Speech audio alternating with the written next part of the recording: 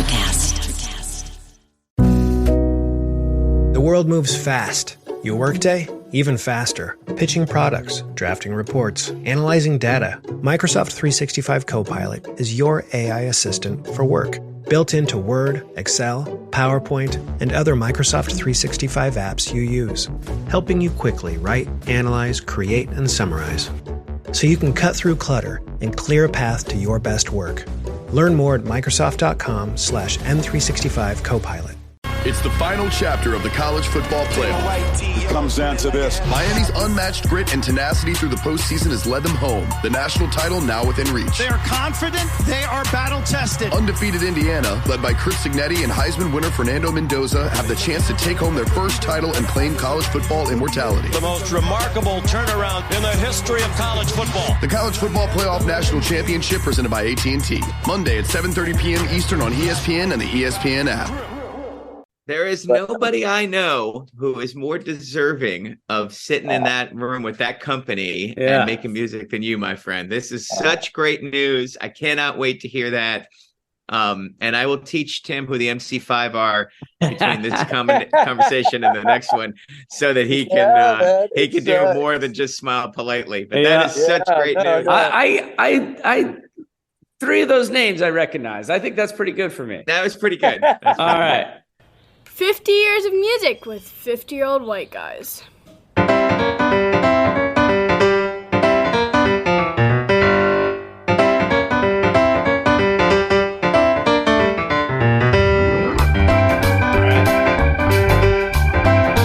Fellas, how are you here? We are on the 50 Years of Music with 50-Year-Old White Guys podcast, exploring the Southwest with Brad Brooks, artist extraordinaire. Jeff Simons, do the honors. Ladies and gentlemen, welcome Brad Brooks to the podcast. He is a longtime running buddy of mine in the San Francisco Bay Area.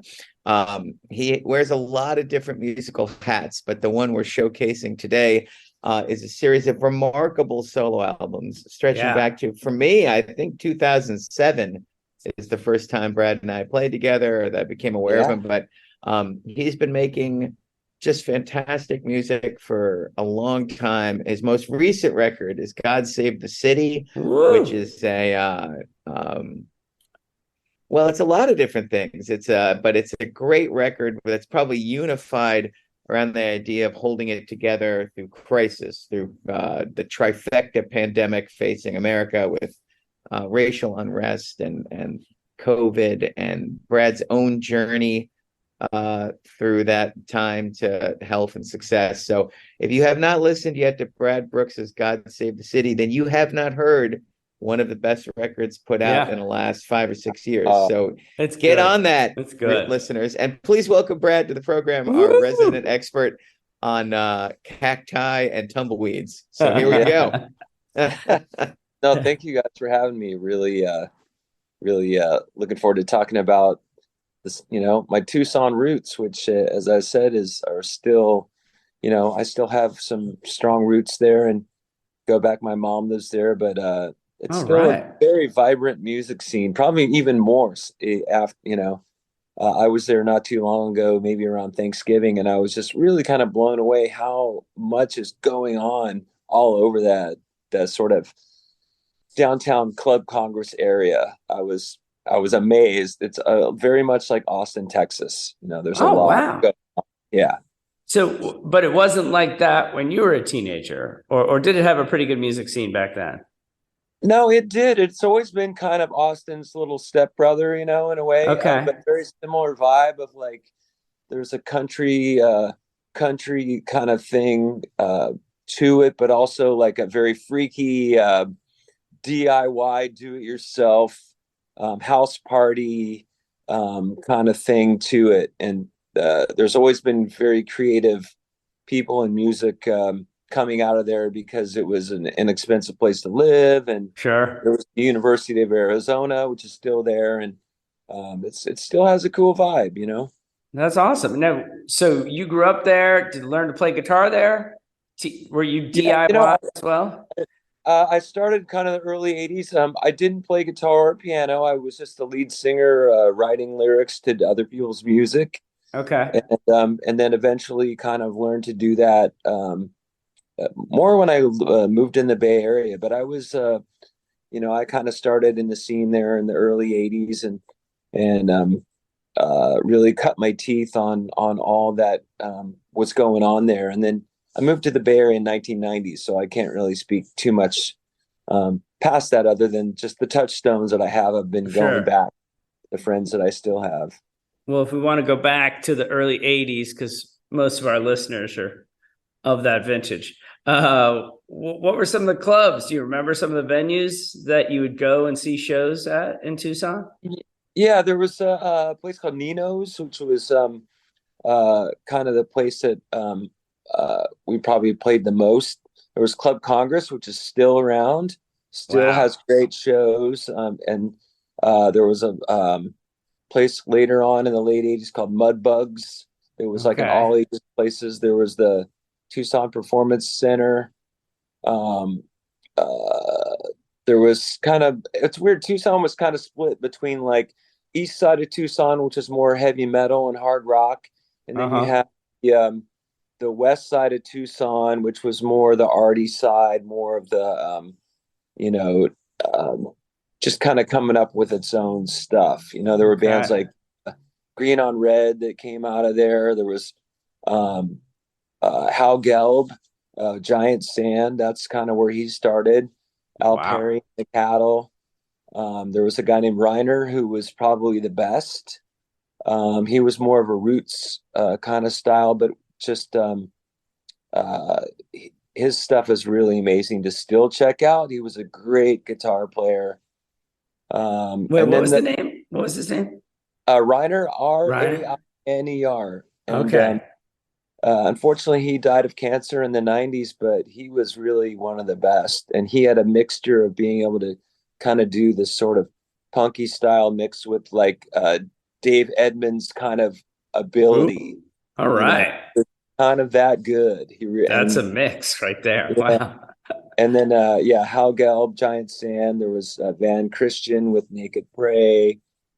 Then later than that, there was the Sidewinders, who came out probably one of the bigger bands. There was Gila Band. The Sidewinders became the Sand Rubies because they had to change their name at one point. But they had a really great record called Witch Doctor that came out in the 80s. Then there was Gila Band. There was a band called Gentlemen After Dark, which actually ended up moving to Phoenix later into LA, who were really big during that time. And but yeah, there were some great shows. And then later on there was my band Pollo Elastico, who kind of was in the punk funk and kind of helped kind of be a part of that scene in Tucson. And I'm sorry, and that was Pollo Elastico? Pollo Elastico, the rubber chicken. I mean, you've got the best band name ever right there. That's a great name. Well, yeah, you strike gold on the first one and you're chasing it for the rest of your life. Yeah, right. Well, believe me, I was in about 4 other bands before that. That was the only one that seemed to hit with people. So that's really cool. Well, how old were you when you left? God, I left when I was probably 28, 29. Okay. Good long time in the Southwest. And so do you think at this point it's still informing your art, or where do you see it come up in your music and your lyrics? Yeah, it does. Well, and my a really good example is in my last record, I wrote a song called Lee Marvin's Uzi, which is a totally weird song, but it's a true story. When I was living in Tucson, I was delivering bottled water that was my day job. I worked for Arrowhead Water. And the first time I went to, on my route, I went to Lee Marvin's house.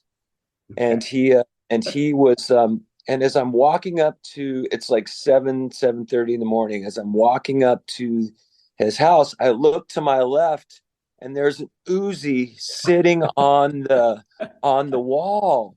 Oh, and I'd never seen one in my life. And I looked at it and I was like, wow, that's different. And so I knocked on the door because it was the first time I was there. And he came out and I got to spend like 10 minutes just talking to him a little bit about movies, and we talked about music some because he'd sang, and finally I'm like, yeah, what's the Uzi for?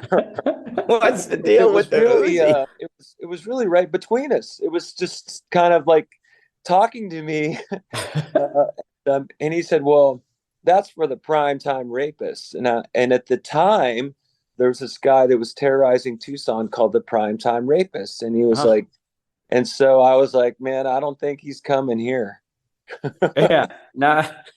But so I kind of I ended up writing a song that was about that experience. And I feel like it really seeped in my music when I started.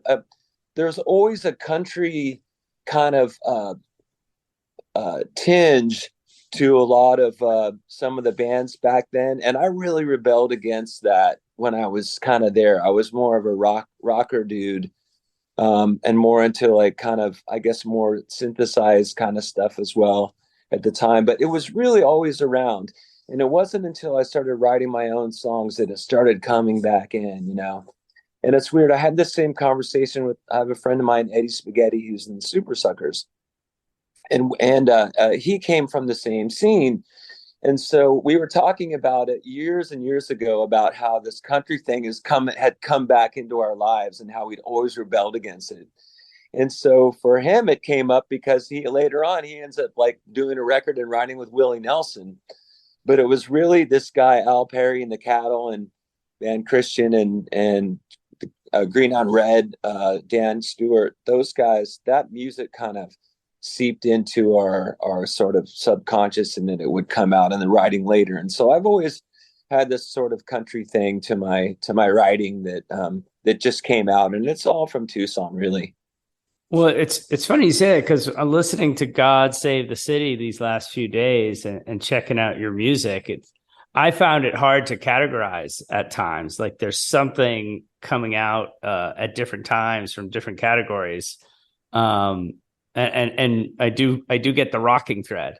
But there's still this there's a deep soulful thread in there too. And there's like, I mean, you say rock, right? I mean, there's a classic rock vibe that's like Beatles, Badfinger, Elvis Costello, like big melodies, right? But then he's got this really kind of great, kind of harder, funky thing that happens. But now it's really evolved into kind of a classic soul thing. And that Lee Marvin Uzi track, like you can feel the dust in the. I mean, like I played that with Brad, and I have that boo in the background when I'm playing. Like it's music for big vistas, you know. So it doesn't surprise me to hear Brad talk about that.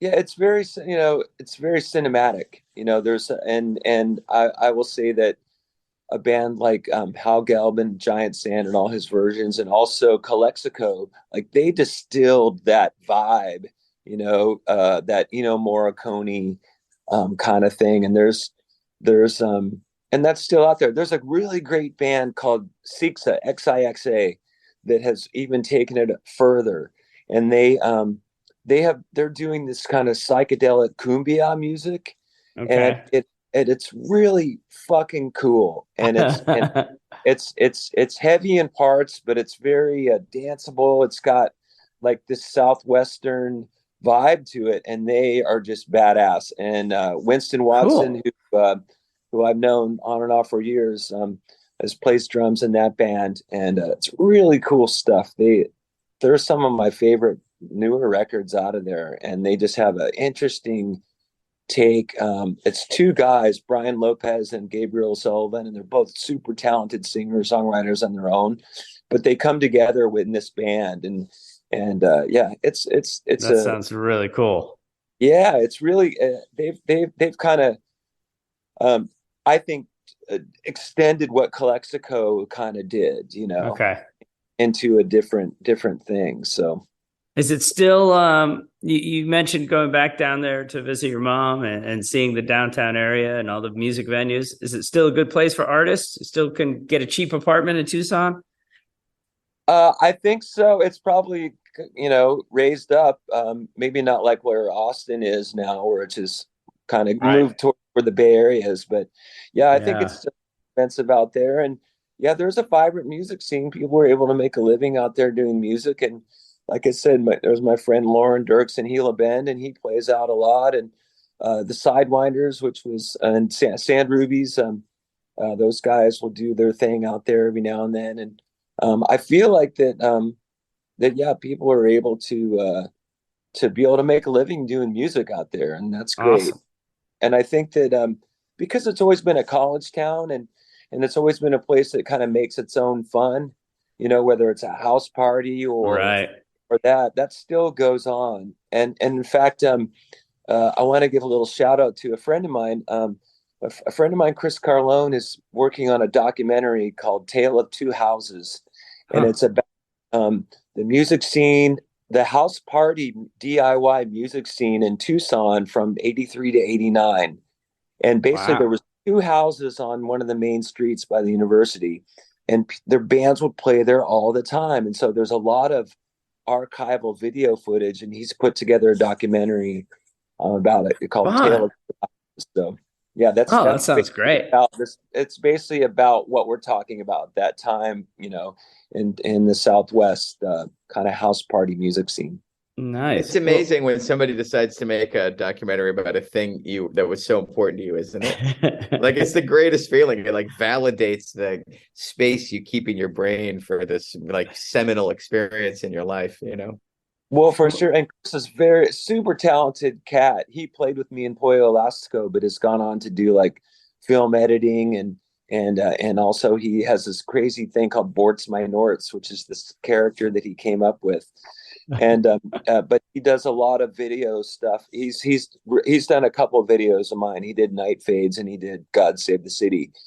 But yeah, he's been working on the project for about a year and sort of acquiring all the all the footage and putting together in a story. But it's supposed to come out at some point. And then also another one. There's another friend of mine put together a documentary called High and Dry. His name is Michael Tabasi. And he talks more about even more in depth about this whole time frame as well. Cool. My buddy Joe went to U of A from 88 through 93. And I remember visiting him, and we saw some bands during that time. Yeah. Well, let me ask you this question. What is this is you bringing it home, since I told you we'd only grab 20 minutes of your time. What is your favorite musical memory you associate with Tucson or with the Southwest, and whether that's as an artist or as a young fan of music, or it could be a childhood memory with your family? What kind of sticks with you musically in your heart? Yeah, I can't put one together, but just there was a time, maybe around that time when you came out, 88, that's kind of for me, like was cutting my teeth in these different bands and with relative degrees of success. But really, when I was in Pollo Elastico, there was a vibe there. People were getting back into like funk and soul and that kind of thing. But also we're into heavy rock.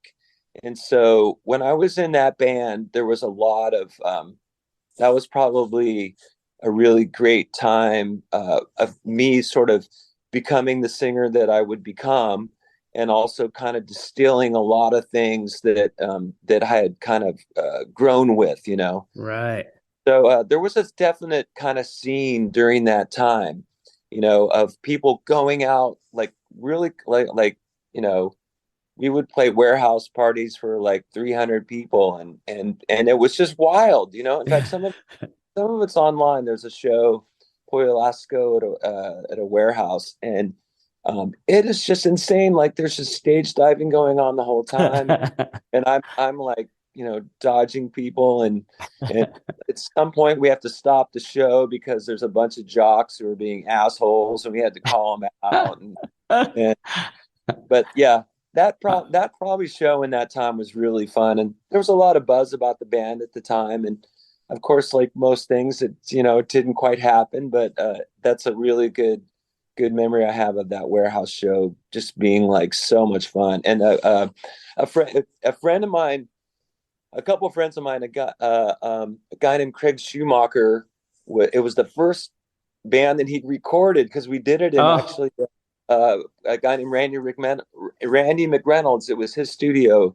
I think it was called 8x8 or something like that. And Craig was engineering his first time recording a live band. And so he recorded the whole show. And then he goes on to make all those Calexico records and do all kinds of production stuff. So that's really cool. Well, I also love you bringing that music to those 300 or so fans and coming back for more, because probably they hadn't heard it. They hadn't gotten into the history of music like you had at that moment. And there you are opening it up to them, except for the jocks. Apparently you didn't reach them. Well, I mean, there was nothing, it was kind of, you never reach the jocks. You never do. Yeah. I mean, that was what it was kind of going on, it was when people were kind of into Fishbone and James and Red Hot Chili Peppers, but we had our Arizona version of it. There was definitely something unique about the band because we had grown up desert rats, Yeah.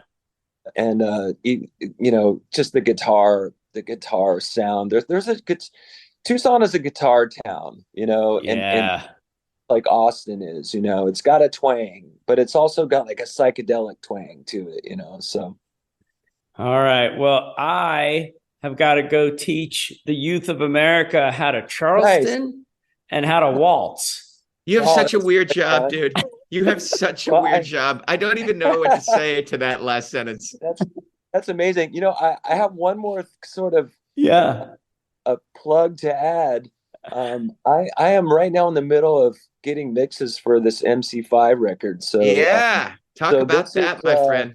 This is a record that I've made with Wayne Kramer and with Bob Ezrin producing, and we are hoping that it comes out probably in the early part of the summer. It's going to be on Ear Music, but I'm starting to hear mixes for this. Bob Ezrin is fucking genius, of course, but it's got some heavy players. It's got Abe Laboriel on drums, who's Paul McCartney's drummer. Don Wells playing bass. Wow. There's a song with Dennis Thompson, who's the original drummer and the MC5. Vernon Reed is playing a solo on this. So all right, it's this crazy thing, and maybe some point when it comes out, we can talk more about that. I would love it. There is nobody I know who is more deserving of sitting in that room with that company and making music than you, my friend. This is such great news. I cannot wait to hear that. And I will teach Tim who the MC5 are between this conversation and the next one, so that he can do more than just smile politely. But that is such great news. I 3 of those names I recognize. I think that's pretty good for me. That was pretty good. All right. I'll see you guys later. You guys. Brad, thanks so much. Nice meeting you online. Later, friends. Talk to you soon. See you. Bye-bye. Bye. Hey, heard you like podcasts. Well, check out Dollar Bets. 2 sports guys with faces for radio, betting live money against each other on air. That's Dollar Bets with a Z. Find us on the Winner's Edge. Hi, it's me, Flo, the annoying clairvoyant from Ghost Hampton, the podcast. We had the time of our lives, or in my case, death, giving all our listeners the willies this summer. You missed Ghost Hampton? No, we can't allow that. Now, all episodes of Ghost Hampton are running on Electricast Media everywhere for free. Ghost Hampton, go there to be frightened. Stay there to laugh. Electricast.